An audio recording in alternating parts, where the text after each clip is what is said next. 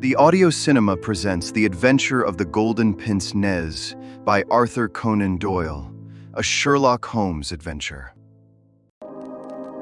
When I look at the 3 massive manuscript volumes which contain our work for the year 1894, I confess that it is very difficult for me, out of such a wealth of material, to select the cases which are most interesting in themselves, and at the same time most conducive to a display of those peculiar powers for which my friend was famous. As I turn over the pages, I see my notes upon the repulsive story of the Red Leech and the terrible death of Crosby, the banker. Here also I find an account of the Adleton tragedy and the singular contents of the ancient British barrow. The famous Smith-Mortimer succession case comes also within this period, and so does the tracking and arrest of Huret, the boulevard assassin and exploit which won for Holmes an autograph letter of thanks from the French president and the Order of the Legion of Honor. Each of these would furnish a narrative, but on the whole I am of opinion that none of them unites so many singular points of interest as the episode of Yoxley Old Place, which includes not only the lamentable death of young Willoughby Smith, but also those subsequent developments which threw so curious a light upon the causes of the crime. It was a wild, tempestuous night towards the close of November. Holmes and I sat together in silence all the evening. He engaged with a powerful lens deciphering the remains of the original inscription upon a palimpsest, I deep in a recent treatise upon surgery. Outside, the wind howled down Baker Street while the rain beat fiercely against the windows. It was strange there, in the very depth of the town, with 10 miles of man's handiwork on every side of us, to feel the iron grip of nature, and to be conscious that to the huge elemental forces all London was no more than the molehills that dot the fields. I walked to the window and looked out on the deserted street. The occasional lamps gleamed on the expanse of muddy road and shining pavement. A single cab was splashing its way from the Oxford Street end. "Well, Watson, it is as well we have not to turn out tonight," said Holmes, laying aside his lens and rolling up the palimpsest. "I've done enough for one sitting. It is trying work for the eyes. So far as I can make out, it is nothing more exciting than an abbey's accounts dating from the second half of the 15th century. Halloa, halloa, halloa, what is this?" Amid the droning of the wind there had come the stamping of a horse's hoofs and the long grind of a wheel as it rasped against the curb. The cab which I had seen had pulled up at our door. "What can he want?" I ejaculated as a man stepped out of it. He wants us. And we, my poor Watson, want overcoats and cravats and galoshes, and every aid that man ever invented to fight the weather. Wait a bit, though. There is the cab off again. There is hope yet. He'd have kept it if he had wanted us to come. Run down, my dear fellow, and open the door, for all virtuous folk have been long in bed. When the light of the hall lamp fell upon our midnight visitor, I had no difficulty in recognizing him. It was young Stanley Hopkins, a promising detective in whose career Holmes had several times shown a very practical interest. "Is he in?" he asked eagerly. "Come up, my dear sir. I hope you have no designs upon us such a night as this." The detective mounted the stairs and our lamp gleamed upon his shining waterproof. I helped him out of it, while Holmes knocked a blaze out of the logs in the grate. "Now, my dear Hopkins, draw up and warm your toes. Here's a cigar, and the doctor has a prescription containing hot water and a lemon, which is good medicine on a night like this. It must be something important which has brought you out in such a gale." "It is indeed, Mr. Holmes. I've had a bustling afternoon, I promise you. Did you see anything of the Yoxley case in the latest editions?" "I've seen nothing later than the 15th century today." "Well, it was only a paragraph, and all wrong at that, so you have not missed anything. I haven't let the grass grow under my feet. It is down in Kent, 7 miles from Chatham and 3 from the railway line. I was wired for at 3:15, reached Yoxley Old Place at 5, conducted my investigation, was back at Charing Cross by the last train, and straight to you, by cab." "Which means, I suppose, that you are not quite clear about your case?" "It means that I can make neither head nor tail of it. So far as I can see, it is just as tangled a business as ever I handled. And yet at first it seemed so simple that one couldn't go wrong. There is no motive, Mr. Holmes. That is what bothers me. I can't put my hand on a motive. Here is a man dead. There is no denying that. But so far as I can see, no reason on earth why anyone should wish him harm." Holmes lit his cigar and leaned back in his chair. Let us hear about it. I've got my facts pretty clear. All I want now is to know what they all mean. The story, so far as I can make it out, is like this. Some years ago, this country house, Yoxley Old Place, was taken by an elderly man who gave the name of Professor Coram. He was an invalid, keeping his bed half the time, and the other half hobbling round the house with a stick, or being pushed about the grounds by the gardener in a bath chair. He was well liked by the few neighbours who called upon him, and he has the reputation down there of being a very learned man. His household used to consist of an elderly housekeeper, Mrs. Marker, and of a maid, Susan Tarleton. These have both been with him since his arrival, and they seem to be women of excellent character. The professor is writing a learned book, and he found it necessary about a year ago to engage a secretary. The first two that he tried were not successes, but the third, Mr. Willoughby Smith, a very young man straight from the university, seems to have been just what his employer wanted. His work consisted in writing all the morning to the professor's dictation, and he usually spent the evening in hunting up references and passages, which bore upon the next day's work. This Willoughby Smith has nothing against him, either as a boy at Uppingham or as a young man at Cambridge. I have seen his testimonials, and from the first he was a decent, quiet, hard-working fellow, with no weak spot in him at all. And yet this is the lad who has met his death this morning, in the professor's study under circumstances which can point only to murder. The wind howled and screamed at the windows. Holmes and I drew closer to the fire, while the young inspector slowly and point by point developed his singular narrative. If you were to search all England, I don't suppose you could find a household more self-contained or freer from outside influences. Whole weeks would pass, and not one of them go past the garden gate. The professor was buried in his work and existed for nothing else. Young Smith knew nobody in the neighbourhood, and lived very much as his employer did. The two women had nothing to take them from the house. Mortimer, the gardener, who wheels the bath chair, is an army pensioner, an old Crimean man of excellent character. He does not live in the house, but in a 3-roomed cottage at the other end of the garden. Those are the only people that you would find within the grounds of Yoxley Old Place. At the same time, the gate of the garden is 100 yards from the main London to Chatham Road. It opens with a latch, and there is nothing to prevent anyone from walking in. Now, I will give you the evidence of Susan Tarleton, who is the only person who can say anything positive about the matter. It was in the forenoon, between 11 and 12. She was engaged at the moment in hanging some curtains in the upstairs front bedroom. Professor Coram was still in bed, for when the weather is bad, he seldom rises before midday. The housekeeper was busied with some work in the back of the house. Willoughby Smith had been in his bedroom, which he uses as a sitting room, but the maid heard him at that moment passage and descend to the study immediately below her. She did not see him, but she says that she could not be mistaken in his quick, firm tread. She did not hear the study door close, but a minute or so later there was a dreadful cry in the room below.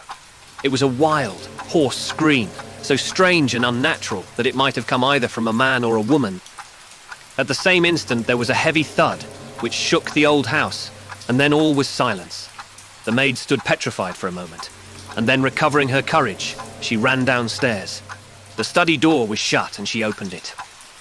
Inside, young Mr. Willoughby Smith was stretched upon the floor. At first she could see no injury, but as she tried to raise him, she saw that blood was pouring from the underside of his neck. It was pierced by a very small but very deep wound, which had divided the carotid artery. The instrument with which the injury had been inflicted lay upon the carpet beside him. It was one of those small sealing wax knives to be found on old-fashioned writing tables, with an ivory handle and a stiff blade. It was part of the fittings of the professor's own desk. At first, the maid thought that young Smith was already dead, but on pouring some water from the carafe over his forehead, he opened his eyes for an instant. "The professor," he murmured. It was she. The maid is prepared to swear that those were the exact words. He tried desperately to say something else, and he held his right hand up in the air. Then he fell back dead. In the meantime, the housekeeper had also arrived upon the scene, but she was just too late to catch the young man's dying words. Leaving Susan with the body, she hurried to the professor's room. He was sitting up in bed, horribly agitated, for he had heard enough to convince him that something terrible had occurred. Mrs. Marker is prepared to swear that the professor was still in his nightclothes, and indeed it was impossible for him to dress without the help of Mortimer, whose orders were to come at 12 o'clock. The professor declares that he heard the distant cry, but that he knows nothing more, He can give no explanation of the young man's last words. The professor, it was she, but imagines that they were the outcome of delirium. He believes that Willoughby Smith had not an enemy in the world and can give no reason for the crime. His first action was to send Mortimer, the gardener, for the local police. A little later, the chief constable sent for me. Nothing was moved before I got there, and strict orders were given that no one should walk upon the paths leading to the house. It was a splendid chance of putting your theories into practice, Mr. Sherlock Holmes. There was really nothing wanting. Except Mr. Sherlock Holmes. Well, let us hear about it. What sort of a job did you make of it? I must ask you first, Mr. Holmes, to glance at this rough plan, which will give you a general idea of the position of the professor's study and the various points of the case. It will help you in following my investigation. He unfolded the rough chart, which I here reproduce, and he laid it across Holmes's knee. I rose and, standing behind Holmes, studied it over his shoulder. It is very rough, of course, and it only deals with the points which seem to me to be essential. All the rest you will see later for yourself. Now, first of all, presuming that the assassin entered the house, how did he or she come in? Undoubtedly by the garden path and the back door, from which there is direct access to the study. Any other way would have been exceedingly complicated. The escape must have also been made along that line, for of the two other exits from the room, one was blocked by Susan as she ran downstairs, and the other leads straight to the professor's bedroom. I therefore directed my attention at once to the garden path, which was saturated with recent rain, and would certainly show any footmarks. My examination showed me that I was dealing with a cautious and expert criminal. No footmarks were to be found on the path. There could be no question, however, that someone had passed along the grass border which lines the path, and that he had done so in order to avoid leaving a track. I could not find anything in the nature of a distinct impression, but the grass was trodden down, and someone had undoubtedly passed. It could only have been the murderer, since neither the gardener nor anyone else had been there that morning, and the rain had only begun during the night. One moment. Where does this path lead to? To the road. How long is it? 100 yards or so. At the point where the path passes through the gate, you could surely pick up the tracks. Unfortunately, the path was tiled at that point. Well, on the road itself. No, it was all trodden into mire. Tut, tut. Well then, these tracks upon the grass, were they coming or going? It was impossible to say. There was never any outline. A large foot or a small? You could not distinguish. Holmes gave an ejaculation of impatience. It has been pouring rain and blowing a hurricane ever since. It will be harder to read now than that palimpsest. Well, well, it can't be helped. What did you do, Hopkins, after you had made certain that you had made certain of nothing?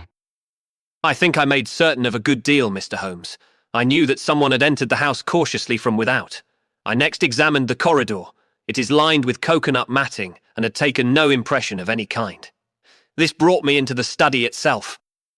It is a scantily furnished room. The main article is a large writing table with a fixed bureau.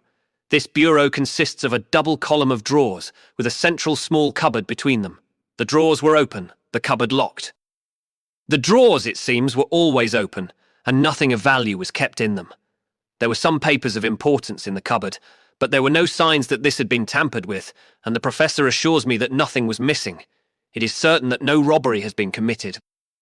I come now to the body of the young man. It was found near the bureau, and just to the left of it, as marked upon that chart. The stab was on the right side of the neck and from behind forward, so that it is almost impossible that it could have been self-inflicted. Unless he fell upon the knife. Exactly. The idea crossed my mind.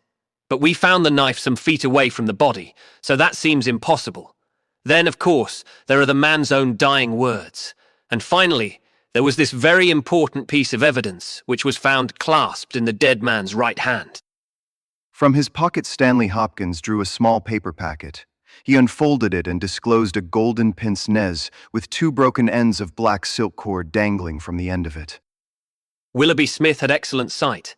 There can be no question that this was snatched from the face or the person of the assassin.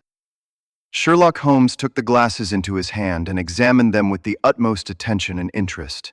He held them on his nose, endeavored to read through them, went to the window and stared up the street with them, looked at them most minutely in the full light of the lamp, and finally, with a chuckle, seated himself at the table and wrote a few lines upon a sheet of paper, which he tossed across to Stanley Hopkins. That is the best I can do for you. It may prove to be of some use. The astonished detective read the note aloud. It ran as follows. Wanted, a woman of good address, attired like a lady. She has a remarkably thick nose, with eyes which are set close upon either side of it. She has a puckered forehead, a peering expression, and probably rounded shoulders. There are indications that she has had recourse to an optician at least twice during the last few months. As her glasses are of remarkable strength, and as opticians are not very numerous, there should be no difficulty in tracing her. Holmes smiled at the astonishment of Hopkins, which must have been reflected upon my features. Surely my deductions are simplicity itself. It would be difficult to name any articles which afford a finer field for inference than a pair of glasses, especially so remarkable a pair as these. That they belong to a woman I infer from their delicacy, and also, of course, from the last words of the dying man. As to her being a person of refinement and well-dressed, they are, as you perceive, handsomely mounted in solid gold, and it is inconceivable that anyone who wore such glasses could be slatternly in other respects. You will find that the clips are too wide for your nose, showing that the lady's nose was very broad at the base. This sort of nose is usually a short and coarse one, but there is a sufficient number of exceptions to prevent me from being dogmatic or from insisting upon this point in my description. My own face is a narrow one, and yet I find that I cannot get my eyes into the center nor near the center of these glasses. Therefore, the lady's eyes are set very near to the sides of the nose. You will perceive, Watson, that the glasses are concave and of unusual strength. A lady whose vision has been so extremely contracted all her life is sure to have the physical characteristics of such vision, which are seen in the forehead, the eyelids, and the shoulders. Yes, I said. I can follow each of your arguments. I confess, however, that I am unable to understand how you arrive at the double visit to the optician. Holmes took the glasses in his hand. You will perceive that the clips are lined with tiny bands of cork to soften the pressure upon the nose. One of these is discolored and worn to some slight extent, but the other is new. Evidently one has fallen off and been replaced. I should judge that the older of them has not been there more than a few months. They exactly correspond, so I gather that the lady went back to the same establishment for the second. By George, it is marvelous. To think that I had all that evidence in my hand and never knew it. I had intended, however, to go the round of the London opticians. Of course you would. Meanwhile, have you anything more to tell us about the case? Nothing, Mr. Holmes. I think that you know as much as I do now, probably more. We've had inquiries made as to any stranger seen on the country roads or at the railway station. We have heard of none. What beats me is the utter want of all object in the crime. Not a ghost of a motive can anyone suggest. There I am not in a position to help you. But I suppose you want us to come out tomorrow. If it is not asking too much, Mr. Holmes, there is a train from Charing Cross to Chatham at 6 in the morning, and we should be at Yoxley Old Place between 8 and 9. Then we shall take it. Your case has certainly some features of great interest, and I shall be delighted to look into it. Well, it is nearly 1, and we had best get a few hours' sleep. I dare say you can manage all right on the sofa in front of the fire. I'll light my spirit lamp and give you a cup of coffee before we start. The gale had blown itself out next day, but it was a bitter morning when we started upon our journey. We saw the cold winter sun rise over the dreary marshes of the Thames and the long sullen reaches of the river, which I shall ever associate with our pursuit of the Andaman Islander in the earlier days of our career. After a long and weary journey, we alighted at a small station some miles from Chatham.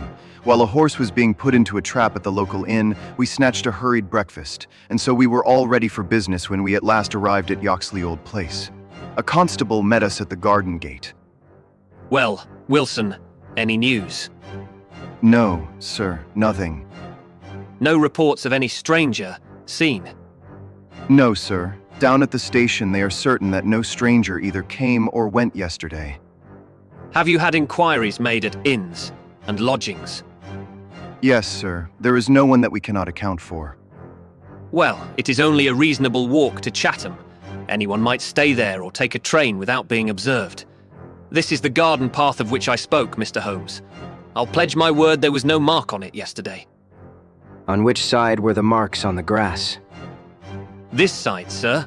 This narrow margin of grass between the path and the flower bed. I can't see the traces now, but they were clear to me then. Yes, someone has passed along. Our Lady must have picked her steps carefully, must she not? Since on the one side she would leave a track on the path, and on the other an even clearer one on the soft bed. Yes, sir. She must have been a cool hand.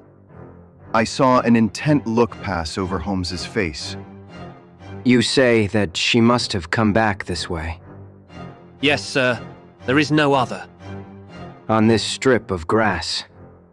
Certainly, Mr. Holmes. It was a very remarkable performance, very remarkable. Well, I think we have exhausted the path. Let us go farther. This garden door is usually kept open, I suppose. Then this visitor had nothing to do but to walk in. The idea of murder was not in her mind, or she would have provided herself with some sort of weapon, instead of having to pick this knife off the writing table. She advanced along this corridor, leaving no traces upon the coconut matting. Then she found herself in this study.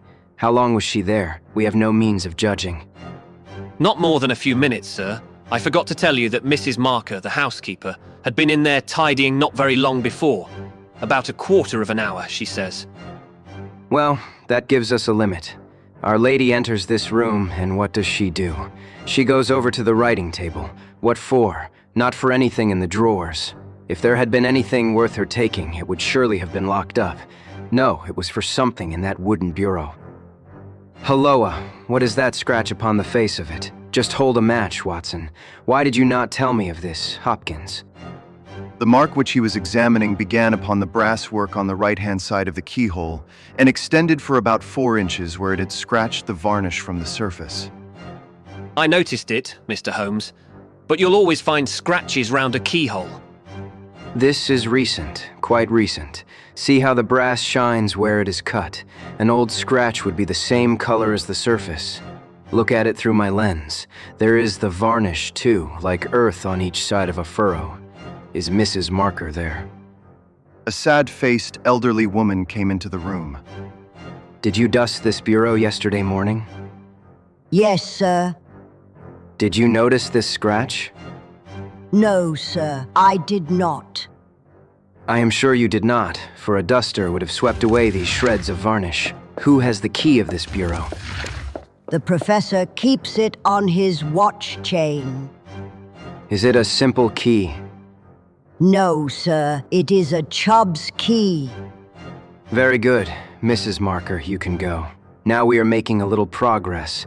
Our Lady enters the room, advances to the bureau, and either opens it or tries to do so. While she is thus engaged, young Willoughby Smith enters the room. In her hurry to withdraw the key, she makes this scratch upon the door. He seizes her, and she, snatching up the nearest object, which happens to be this knife, strikes at him in order to make him let go his hold. The blow is a fatal one. He falls and she escapes, either with or without the object for which she has come. Is Susan the maid there? Could anyone have got away through that door after the time that you heard the cry, Susan? No, sir, it is impossible. Before I got down the stair, I'd have seen anyone in the passage. Besides, the door never opened, or I would have heard it. That settles this exit. Then no doubt the lady went out the way she came. I understand that this other passage leads only to the professor's room. There is no exit that way. No, sir. We shall go down it and make the acquaintance of the professor. Halloa, Hopkins. This is very important indeed. The professor's corridor is also lined with coconut matting. Well, sir, what of that?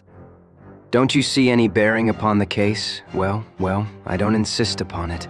No doubt I am wrong, and yet it seems to me to be suggestive. Come with me and introduce me. We passed down the passage, which was of the same length as that which led to the garden. At the end was a short flight of steps ending in a door. Our guide knocked, and then ushered us into the professor's bedroom. It was a very large chamber lined with innumerable volumes, which had overflowed from the shelves and lay in piles in the corners or were stacked all round at the base of the cases. The bed was in the center of the room, and in it, propped up with pillows, was the owner of the house. I have seldom seen a more remarkable-looking person. It was a gaunt, aquiline face which was turned towards us, with piercing dark eyes, which lurked in deep hollows under overhung and tufted brows. His hair and beard were white, save that the latter was curiously stained with yellow around his mouth. A cigarette glowed amid the tangle of white hair, and the air of the room was fetid with stale tobacco smoke. As he held out his hand to Holmes, I perceived that it was also stained with yellow nicotine. A smoker, Mr. Holmes. Pray take a cigarette, and you, sir. I can recommend them, for I have them especially prepared by Ionides of Alexandria. He sends me 1,000 at a time, and I grieve to say that I have to arrange for a fresh supply every fortnight. Bad, sir, very bad. But an old man has few pleasures. Tobacco and my work, that is all that is left to me. Holmes had lit a cigarette and was shooting little darting glances all over the room. Tobacco and my work, but now only tobacco, alas. What a fatal interruption. Who could have foreseen such a terrible catastrophe? So estimable a young man. I assure you that after a few months' training, he was an admirable assistant. What do you think of the matter, Mr. Holmes? I have not yet made up my mind. I shall indeed be indebted to you if you can throw a light where all is so dark to us. To a poor bookworm and invalid like myself, such a blow is paralyzing. I seem to have lost the faculty of thought. But you are a man of action. You are a man of affairs. It is part of the everyday routine of your life. You can preserve your balance in every emergency. We are fortunate, indeed, in having you at our side. Holmes was pacing up and down one side of the room whilst the old professor was talking. I observed that he was smoking with extraordinary rapidity. It was evident that he shared our host's liking for the fresh Alexandrian cigarettes. Yes, sir, it is a crushing blow. That is my magnum opus, the pile of papers on the side table yonder. It is my analysis of the documents found in the Coptic monasteries of Syria and Egypt. A work which will cut deep at the very foundation of revealed religion. With my enfeebled health, I do not know whether I shall ever be able to complete it now that my assistant has been taken from me. Dear me, Mr. Holmes. Why, you are even a quicker smoker than I am myself. Holmes smiled. I am a connoisseur. I will not trouble you with any lengthy cross-examination, Professor Coram, since I gather that you were in bed at the time of the crime and could know nothing about it. I would only ask this: what do you imagine that this poor fellow meant by his last words? The professor, it was she. The professor shook his head. Susan is a country girl, and you know the incredible stupidity of that class. I fancy that the poor fellow murmured some incoherent, delirious words, and that she twisted them into this meaningless message. I see. You have no explanation yourself of the tragedy. Possibly an accident, possibly. I only breathe it among ourselves. A suicide.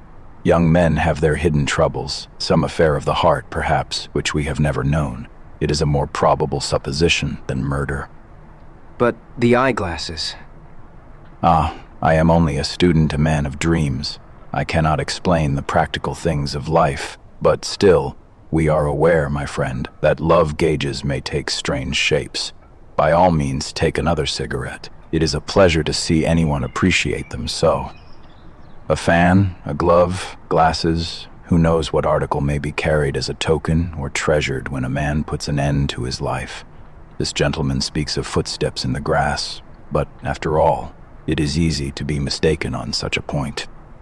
As to the knife, it might well be thrown far from the unfortunate man as he fell. It is possible that I speak as a child, but to me it seems that Willoughby Smith has met his fate by his own hand. Holmes seemed struck by the theory thus put forward, and he continued to walk up and down for some time, lost in thought and consuming cigarette after cigarette. Tell me, Professor Coram, what is in that cupboard in the bureau? Nothing that would help a thief. Family papers, letters from my poor wife, diplomas of universities which have done me honor. Here is the key. You can look for yourself. Holmes picked up the key and looked at it for an instant. Then he handed it back. No, I hardly think that it would help me. I should prefer to go quietly down to your garden and turn the whole matter over in my head. There is something to be said for the theory of suicide which you have put forward. We must apologize for having intruded upon you, Professor Coram, and I promise that we won't disturb you until after lunch. At 2 o'clock we will come again and report to you anything which may have happened in the interval. Holmes was curiously distrait, and we walked up and down the garden path for some time in silence. "Have you a clue?" I asked, at last. It depends upon those cigarettes that I smoked. It is possible that I am utterly mistaken. The cigarettes will show me. "My dear Holmes," I exclaimed, "how on earth?" Well, you may see for yourself. If not, there is no harm done. Of course, we always have the optician clue to fall back upon, but I take a short cut when I can get it. Here is the good Mrs. Marker. Let us enjoy 5 minutes of instructive conversation with her. I may have remarked before that Holmes had, when he liked a peculiarly ingratiating way with women, and that he very readily established terms of confidence with them. In half the time which he had named, he had captured the housekeeper's goodwill and was chatting with her as if he had known her for years. Yes, Mr. Holmes, it is as you say, sir. He does smoke something terrible. All day and sometimes all night, sir. I've seen that room of a morning. Well, sir, you'd have thought it was a London fog. Poor young Mr. Smith. He was a smoker also, but not as bad as the professor. His health, well, I don't know that it is better nor worse for the smoking. But it kills the appetite. Well, I don't know about that, sir. I suppose the professor eats hardly anything. Well, he is variable. I'll say that for him. I'll wager he took no breakfast this morning, and won't face his lunch after all the cigarettes I saw him consume. Well, you are out there, sir, as it happens, for he ate a remarkable big breakfast this morning. I don't know when I've known him make a better one, and he has ordered a good dish of cutlets for his lunch. I am surprised myself, for since I came into that room yesterday and saw young Mr. Smith lying there on the floor, I couldn't bear to look at food. Well, it takes all sorts to make a world, and the professor hasn't let it take his appetite away. We loitered the morning away in the garden. Stanley Hopkins had gone down to the village to look into some rumors of a strange woman who had been seen by some children on the Chatham Road the previous morning. As to my friend, all his usual energy seemed to have deserted him. I had never known him handle a case in such a half-hearted fashion. Even the news brought back by Hopkins that he had found the children, and that they had undoubtedly seen a woman exactly corresponding with Holmes's description, and wearing either spectacles or eyeglasses, failed to rouse any sign of keen interest. He was more attentive when Susan, who waited upon us at lunch, volunteered the information that she believed Mr. Smith had been out for a walk yesterday morning, and that he had only returned half an hour before the tragedy occurred. I could not myself see the bearing of this incident, but I clearly perceived that Holmes was weaving it into the general scheme which he had formed in his brain. Suddenly he sprang from his chair and glanced at his watch. 2 o'clock, gentlemen. We must go up and have it out with our friend, the professor. The old man had just finished his lunch, and certainly his empty dish bore evidence to the good appetite with which his housekeeper had credited him. He was indeed a weird figure as he turned his white mane and his glowing eyes towards us. The eternal cigarette smoldered in his mouth. He had been dressed and was seated in an armchair by the fire. Well, Mr. Holmes, have you solved this mystery yet? He shoved the large tin of cigarettes which stood on a table beside him towards my companion. Holmes stretched out his hand at the same moment, and between them they tipped the box over the edge. For a minute or two, we were all on our knees retrieving stray cigarettes from impossible places. When we rose again, I observed Holmes's eyes were shining and his cheeks tinged with color. Only at a crisis have I seen those battle signals flying. Yes, I have solved it. Stanley Hopkins and I stared in amazement. Something like a sneer quivered over the gaunt features of the old professor. Indeed, in the garden. No, here. Here, when? This instant. You are surely joking, Mr. Sherlock Holmes. You compel me to tell you that this is too serious a matter to be treated in such a fashion. I have forged and tested every link of my chain, Professor Coram, and I am sure that it is sound. What your motives are, or what exact part you play in this strange business, I am not yet able to say. In a few minutes, I shall probably hear it from your own lips. Meanwhile, I will reconstruct what is past for your benefit, so that you may know the information which I still require. A lady yesterday entered your study. She came with the intention of possessing herself of certain documents which were in your bureau. She had a key of her own. I have had an opportunity of examining yours, and I do not find that slight discoloration which the scratch made upon the varnish would have produced. You were not an accessory, therefore, and she came, so far as I can read the evidence, without your knowledge to rob you. The professor blew a cloud from his lips. This is most interesting and instructive. Have you no more to add? Surely, having traced this lady so far, you can also say what has become of her. I will endeavor to do so. In the first place, she was seized by your secretary and stabbed him in order to escape. This catastrophe I am inclined to regard as an unhappy accident, for I am convinced that the lady had no intention of inflicting so grievous an injury. An assassin does not come unarmed. Horrified by what she had done, she rushed wildly away from the scene of the tragedy. Unfortunately for her, she had lost her glasses in the scuffle, and as she was extremely short-sighted, she was really helpless without them. She ran down a corridor, which she imagined to be that by which she had come both, were lined with coconut matting, and it was only when it was too late that she understood that she had taken the wrong passage, and that her retreat was cut off behind her. What was she to do? She could not go back. She could not remain where she was. She must go on. She went on. She mounted a stair, pushed open a door, and found herself in your room. The old man sat with his mouth open, staring wildly at Holmes. Amazement and fear were stamped upon his expressive features.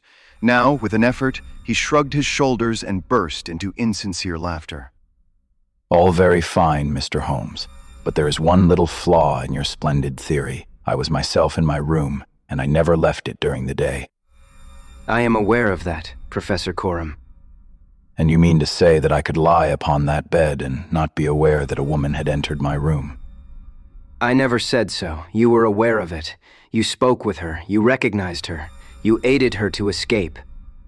Again, the professor burst into high-keyed laughter. He had risen to his feet, and his eyes glowed like embers. You are mad. You are talking insanely. I helped her to escape. Where is she now? She is there, said Holmes, and he pointed to a high bookcase in the corner of the room. I saw the old man throw up his arms. A terrible convulsion passed over his grim face, and he fell back in his chair. At the same instant, the bookcase at which Holmes pointed swung round upon a hinge, and a woman rushed out into the room. You are right. You are right. I am here. She was brown with the dust and draped with the cobwebs which had come from the walls of her hiding place. Her face, too, was streaked with grime, and at the best she could never have been handsome, for she had the exact physical characteristics which Holmes had divined, with, in addition, a long and obstinate chin. What with her natural blindness, and what with the change from dark to light, she stood as one dazed, blinking about her to see where and who we were. And yet, in spite of all these disadvantages, there was a certain nobility in the woman's bearing, a gallantry in the defiant chin and in the upraised head, which compelled something of respect and admiration. Stanley Hopkins had laid his hand upon her arm and claimed her as his prisoner, but she waved him aside gently, and yet with an overmastering dignity which compelled obedience. The old man lay back in his chair with a twitching face and stared at her with brooding eyes. Yes, sir. I am your prisoner. From where I stood, I could hear everything. And I know that you have learned the truth. I confess it all. It was I who killed the young man. But you are right. You who say it was an accident. I did not even know that it was a knife which I held in my hand. For in my despair I snatched anything from the table and struck at him to make him let me go. It is the truth that I tell. Madam, I am sure that it is the truth. I fear that you are far from well. She had turned a dreadful color, the more ghastly under the dark dust streaks upon her face. She seated herself on the side of the bed, then she resumed. I have only a little time here, but I would have you to know the whole truth. I am this man's wife. He is not an Englishman. He is a Russian. His name I will not tell. For the first time, the old man stirred. God bless you, Anna. God bless you. Why should you cling so hard to that wretched life of yours, Sergius? It has done harm to many and good to none, not even to yourself. However, it is not for me to cause the frail thread to be snapped before God's time. I have enough already upon my soul since I crossed the threshold of this cursed house, but I must speak, or I shall be too late. I have said, gentlemen, that I am this man's wife. He was 50 and I a foolish girl of 20 when we married. It was in a city of Russia, a university. I will not name the place. God bless you, Anna. We were reformers, revolutionists, nihilists, you understand. He and I, and many more. Then there came a time of trouble. A police officer was killed. Many were arrested. Evidence was wanted. And in order to save his own life and to earn a great reward, my husband betrayed his own wife and his companions. Yes, we were all arrested upon his confession. Some of us found our way to the gallows, and some to Siberia. I was among these last, but my term was not for life. My husband came to England with his ill-gotten gains and has lived in quiet ever since, knowing well that if the Brotherhood knew where he was, not a week would pass before justice would be done. The old man reached out a trembling hand and helped himself to a cigarette. I am in your hands, Anna. You were always good to me. I have not yet told you the height of his villainy.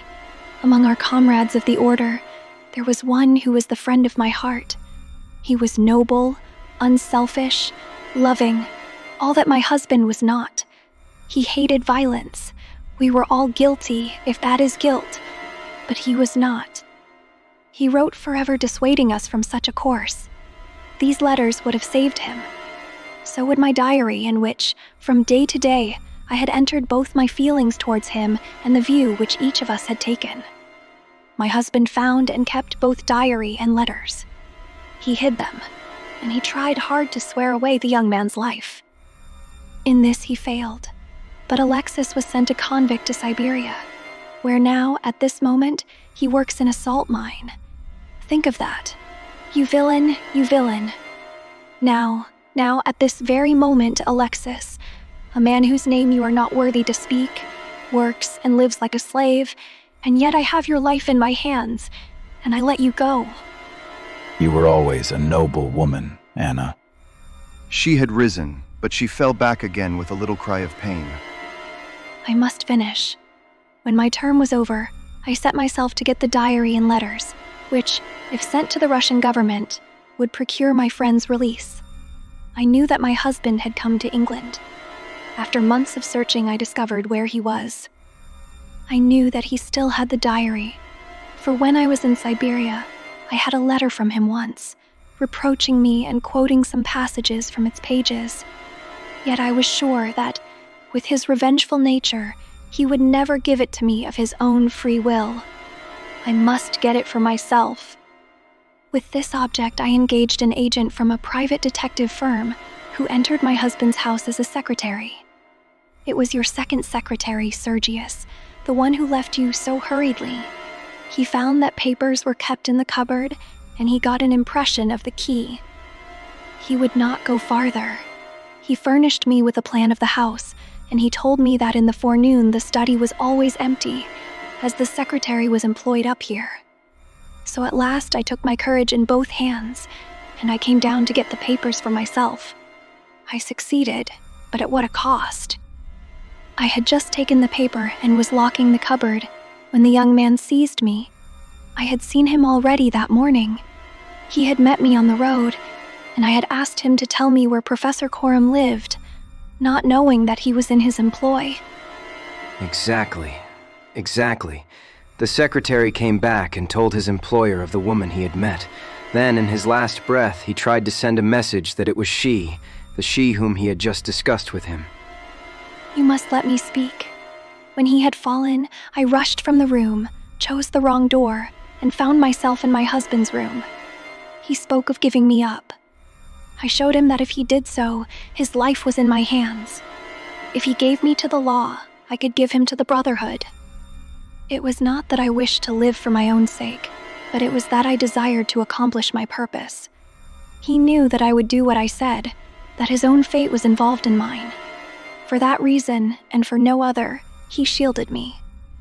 He thrust me into that dark hiding place, a relic of old days, known only to himself. He took his meals in his own room, and so was able to give me part of his food. It was agreed that when the police left the house, I should slip away by night and come back no more. But in some way, you have read our plans. She tore from the bosom of her dress a small packet. These are my last words. Here's the packet which will save Alexis.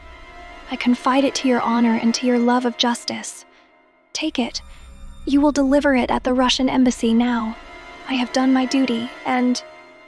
Stop her. He had bounded across the room and had wrenched a small file from her hand. Too late. Too late. I took the poison before I left my hiding place. My head swims. I am going. I charge you, sir, to remember the packet. A simple case, and yet, in some ways, an instructive one. It hinged from the outset upon the Pince-Nez. But for the fortunate chance of the dying man having seized these, I am not sure that we could ever have reached our solution. It was clear to me, from the strength of the glasses, that the wearer must have been very blind and helpless when deprived of them. When you asked me to believe that she walked along a narrow strip of grass without once making a false step, I remarked, as you may remember, that it was a noteworthy performance.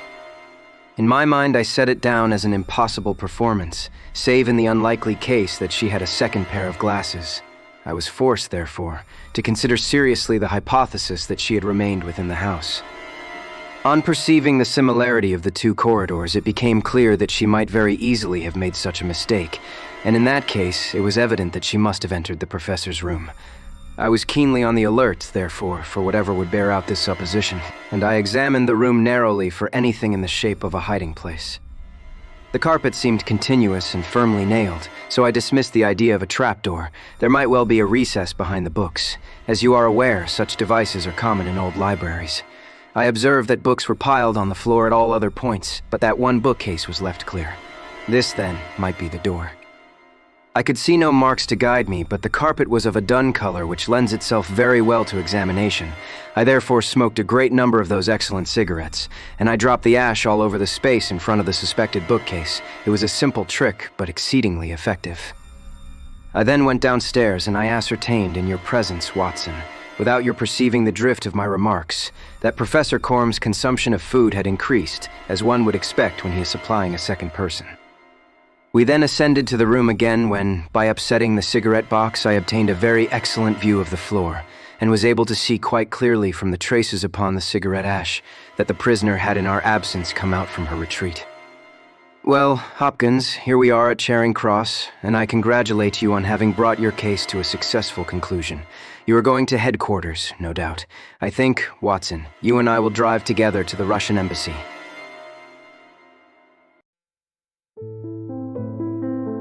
You have been listening to The Adventure of the Golden Pince-Nez from The Return of Sherlock Holmes by Arthur Conan Doyle, produced by The Audio Cinema. Visit app.theaudiocinema.com for more cinematic audio productions.